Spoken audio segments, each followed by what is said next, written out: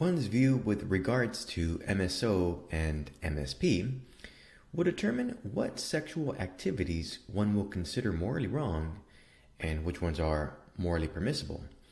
Now, as you learned in the Important Concepts tab, MSO is short for Metaphysical Sexual Optimism, and that's the view that, more or less, there's nothing pernicious about sex per se. It's kind of, it depends. That's the view of optimism. It could be really good. Of course, it could have negative things involved with it. MSP, on the other hand, is short for Metaphysical Sexual Pessimism. And that view is all about finding something inhibitory in sex. There's something about sex that's pernicious, might be too strong of a word, but something that impedes you from maybe full flourishing or the higher human functions or something like that. There is something less than good about sex or sexual activities. That's MSP, and I really like the way this article from the Internet Encyclopedia of Philosophy kind of put these two camps together. These aren't labels that any of the thinkers we're going to talk about would actually have used on themselves. These are labels that we've imposed on them after the fact, but I really do think it's extremely helpful for kind of parsing out these different perspectives on sexual activities. I might add one other thing before I leave this slide. It's that this shouldn't make it seem like everyone who's on the MSO camp will agree with everyone else within that camp. Not at all. There will be plenty of disagreement within the camps, as you will actually see in the next section of this lesson. But this is a really helpful kind of starter division between different perspectives in sexual morality. So let's begin here with a pessimist.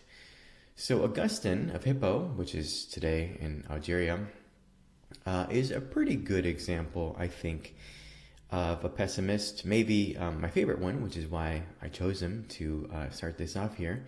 So let me read this here from the slides. The pessimists in the philosophy of sexuality perceive the sexual impulse and acting on it to be something nearly always, if not necessarily, unbefitting the dignity of the human person. They see the essence and the results of the drive to be incompatible with more significant and lofty goals and aspirations of human existence. They fear that the power and demands of the sexual impulse make it a danger to harmonious, civilized life, and they find in sexuality a severe threat not only to our proper relations with and our moral treatment of other persons, but also equally a threat to our own humanity. So clearly here the pessimists are suggesting that there is something to be avoided about sexual activities. So that is clearly a more pessimistic outlook. As far as the optimists, I do like Bertrand Russell. In this picture, he is a much older gentleman, which is kind of the way I always picture him. But during his youth, he actively protested against kind of more conservative sexual ideals and was a proponent of things like free love and things like that. So Bertrand Russell, a good example of the optimist view. Let me also take this from the slides. On the other side of the divide are the metaphysical sexual optimists, who perceive nothing especially obnoxious in the sexual impulse. They view human sexuality as just another and mostly innocuous dimension of our existence as embodied or animal-like creatures. They judge that sexuality, which in some measure has been given to us by evolution, cannot but be conducive to our well-being without detracting from our intellectual propensities. And they praise rather than fear the power of an impulse that can lift us to various high forms of happiness. So, different optimists will have different views on this, but so it doesn't necessarily have to be that sex is, conducive to our well-being, but many optimists do think that is the case. In the very least, though, an optimist will say, well, it's not necessarily bad. So optimists go from essentially almost a neutral position sex can really kind of augment the richness of our lives in a substantial way without detracting from our kind of higher functions. So, to see the difference between MSO and MSP, let's look at some issues. Here are some carefully chosen sexual behaviors or sexual relationships. So let's take a look at these after we go over some arguments for each of these positions, MSP and MSO. So let's begin with arguments for MSP, and let's begin with none other than St. Thomas Aquinas. So St. Thomas Aquinas is probably most well known for his natural law argument. Now, this is essentially, he was making the case in a nutshell for why it is that Christian revelation was only given to a few people, whereas there were many people who didn't know about Christianity. And so Aquinas is basically suggesting that actually God, through his design, let nature inform us about what it is we're supposed to do and what not to do. So in other words, you don't need to know about God's revelations to know what's right and wrong. All you have to do is study nature, and nature will tell you what's right and wrong. And that's how God kind of imparted knowledge of good and evil to everyone without giving them revelation. So here is another long quote. Heterosexual coitus is the mechanism designed by the Christian God to ensure the preservation of animal species, including humans, and hence engaging in this activity is the primary natural expression of human sexual nature. Further, this God designed each of the parts of the human body to carry out specific functions, and on Aquinas' view, God designed the male penis to implant sperm into the female's vagina for the purpose of effecting procreation. It follows for Aquinas that depositing the sperm elsewhere than inside human female's vagina is unnatural. It is a violation of God's design. So Aquinas here apparently in his one of his works, I think it was Summa Theologica, he essentially carefully studied the way animals had sex, and he just wanted to make the case. Look, it looks like the function is procreation, and it's pretty clear in most animals. He didn't make an exception for humans. He said, well, that's clearly the function for us as well. And so from that, he surmised, well, that's what sex is for. So the natural law is that that's what sex is for. As such, anything that diverges from that is immoral. So of course, for Aquinas, being married with children, that's totally cool because that means you had sex for procreation, at least once, or however many kids you have. So that is definitely okay. What about same-sex relationships? Well, they can't procreate, so that's a no. Casual sex, well, that's not the kind of thing that you typically do for procreation. So that's, and there's other reasons why he would be objecting to that, but let's just mention that one. Masturbation, clearly you cannot procreate by yourself. Prostitution, well, that's typically, it can involve pregnancy, but that's usually not the purpose of it, so no. S&M, we will cover this in more detail later in the lesson, or BDSM. No, it's basically no. I'm just going to say that now. And bestiality, which is sex with animals. No, that can't happen. That's no. There's no procreation there. So yeah, so that's Aquinas in a nutshell. I'm pretty sure you could have already guessed that, but just wanted to show you. So many objections to Aquinas. Let's keep it simple though. Nagel objects that procreation is one of the functions of sex. Clearly, there could be more than one function. Humans also use it as a psychological bonding mechanism between lovers. So pair bonds are strengthened, it seems, by sex. You are more likely to stay with your partner, I think, by regularly having sex than to not. So it's clearly a bonding mechanism too, says Nagel. Since this is natural, it is morally permissible in a wider range of settings. So here Nagel is using Aquinas' own kind of logic against him.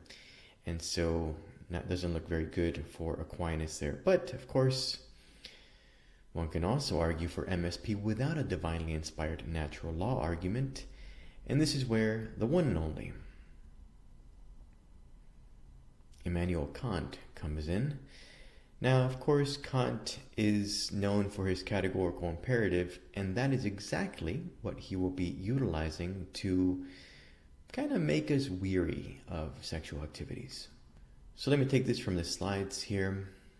In virtue of the nature of sexual desire, a person who sexually desires another person objectifies that other person, both before and during sexual activity.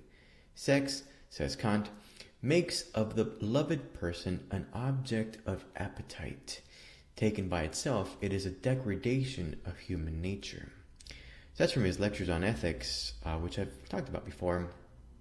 We talked about how he says you're not supposed to harm animals because it might make you harsh towards humans later, from the same lecture series. In any case, here is basically sex would be a violation of the humanity formulation, right? You would treat them as a means to an end rather than as an end in and of themselves, your sexual partner, that is. Moreover, Kantians, maybe not Kant himself, but other Kantians make even more to the point, more explicit points, I should say.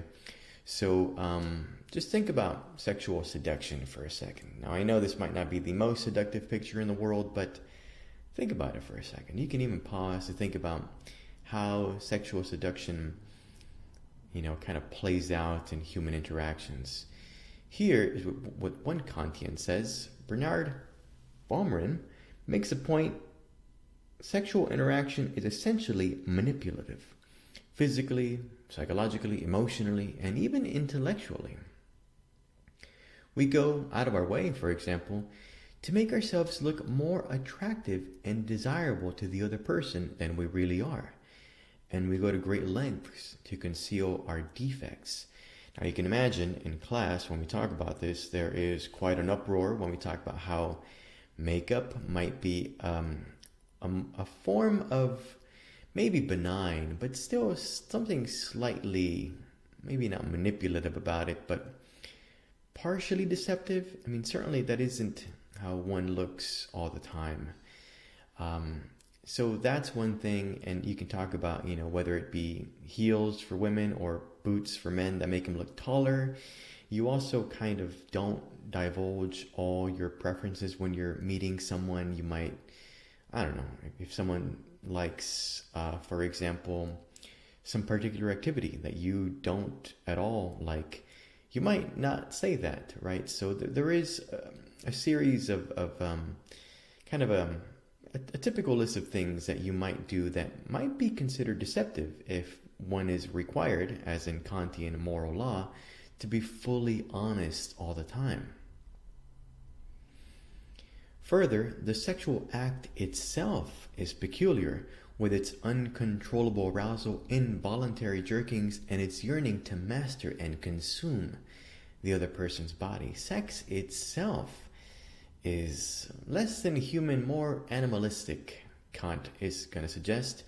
During the act, a person both loses control of himself and loses regard for the humanity of the other. Our sexuality is a threat to the other person's personhood, but the one who is in the grip of desire is also on the verge of losing his or her personhood. Moreover, a person who gives in to another's sexual desire makes a tool of himself or herself, for the natural use that one sex makes of the other's sexual organs is enjoyment, for which one gives oneself up to the other. In this act, a human being makes himself into a thing, which conflicts with the right of humanity in his own person. Sex is a little bit of using each other, maybe with each other's permission, but at least on the Kantian view, it begins to degrade what makes you a rational being, what makes you a human person, which is being a rational being.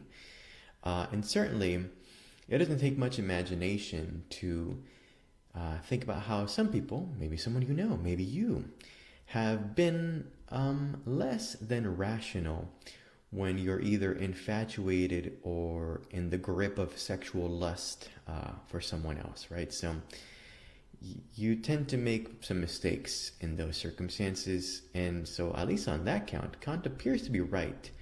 We don't think straight under certain aroused conditions, shall we say. So this list is going to end up looking a lot like Aquinas' list, and you can pause here and see that for yourself. What I'd like to say, though, is that, at least for my money, I think Kant's defense of MSP is best. I'm not saying he's right, but I do like that, essentially, if you buy into Kantianism, he makes some good points about some aspects of sexuality and seduction that we kind of try to sweep under the rug, but if we're honest with ourselves, are at least true some of the time. And so I think I like Kant's arguments the best for this. Now, there are responses, and in a way, they go way back to ancient Greece, views that kind of, argued against Kant's overall perspective, even before he even said it. Pausanias, in Plato's Symposium, asserts that sexuality in itself is neither good nor bad. He recognizes, as a result, that there can be morally bad and morally good sexual activity, and proposes a corresponding distinction between what he calls vulgar eros and heavenly eros. So there can be a healthy eroticism. And there can also be healthy romantic relationships, clearly, right? So it simply depends on the people who are engaging in said erotic and romantic relationships and how they approach it. So there has to be that distinction made. Some people, sorry for being blunt, but do it right. So that's a possible response to Kant here. But we can take many various perspectives on how to respond to Kant. So let's defend MSO now, and let's make this clear. Arguing for MSO takes various routes. One can, for example, make a distinction between the moral evaluation of sex, which is what we've been doing, and the non-moral evaluation of sex. This is something that only happens in an ethics class. We have to talk about what non-morally good sex is. So good sex is morally permissible sex. That's what we mean by that. So when we say non-morally good sex, what we mean is sexual activity that provides pleasure to the participants or is physically or emotionally satisfying. So in other words, non-morally bad sex is unexciting, tedious, boring, unenjoyable, or even unpleasant. So good and bad here, maybe what we really mean by non-morally good sex here, we can use it as an informal way of referring to it. Non-morally good sex is just great sex. So it has to do with the enjoyment of it. Whether it be enjoying pleasing your partner or enjoying the pleasure that you receive yourself, that's what we mean by non-morally good sex. And of course, under this way of thinking, there's bad sex, which is just something that no one enjoys, essentially, or at least one side doesn't enjoy. Well, with that label in place, we can look at a potential argument for MSO, and wouldn't you have guessed it, the utilitarians are involved in arguing against Kant. Surprise, surprise. Utilitarians, such as Jeremy Bentham and even John Stuart Mill, might claim that in general, the non-moral goodness of sexual activity goes a long way toward justifying it. What does this mean? Well, of course, if it is very enjoyable, well then that's a positive consequence, and hence you're basically beginning to tip the scale towards saying, yeah, that was morally permissible overall, if consequences are all that matters. So I'm extrapolating here, but here are some possible utilitarian principles for sex. They clearly first need to talk about moral permissibility. So they might say that a sexual act is morally permissible if it is obviously consensual and either serves as a bonding mechanism or at least produces no negative consequences. So, under this way of thinking, even casual sex could be permissible as long as there were no negative consequences. Even neutral or positive consequences. So, positive consequences are obviously permissible for the utilitarians, but even neutral might be okay, given that the alternative would be a worse time. So, interesting that right off the bat, their approach might be open to something like casual sex, and basically a whole lot of other things that that Kant and Aquinas wouldn't be okay with. Here's the other part though. A sexual act is non-morally good if it maximizes happiness or pleasure. So they're putting into consideration here the capacity for sex to be great. And as such, here's kind of a way to think about it. Maybe you might say that a sexual act is maximally good if it's good in both possible ways. It's morally permissible, and it's just enjoyable. So that's a utilitarian ethic for sex, maybe. As far as I know, none of them explicitly say this, or at least none of the classical utilitarians. Some modern utilitarians, of course, say something like this, but we're kind of sticking with Mill and Bentham for this class. So, what do we say about this this little table here of sexual behaviors? Is being married with children permissible according to the utilitarians? Yeah, sure. It just depends. What about same-sex relationships? Yeah, sure. It just depends, right? An abusive same-sex relationship, probably not. But a healthy, loving one, it's fine. Casual sex, yeah, sure. It just depends. Is it enjoyable? Was it consensual? If all those things are true, then it's fine. No negative consequences. You're good to go. Masturbation, sure. It just depends. If it's chronic masturbation where it's becoming an issue, well then no. But if it's normal, healthy masturbation, sure, whatever. Prostitution. The utilitarians would probably be open to some contexts under which prostitution would be both safe, consensual, legal, and they might find it okay. So there's that. BDSM with, what do they call them? Subs and doms.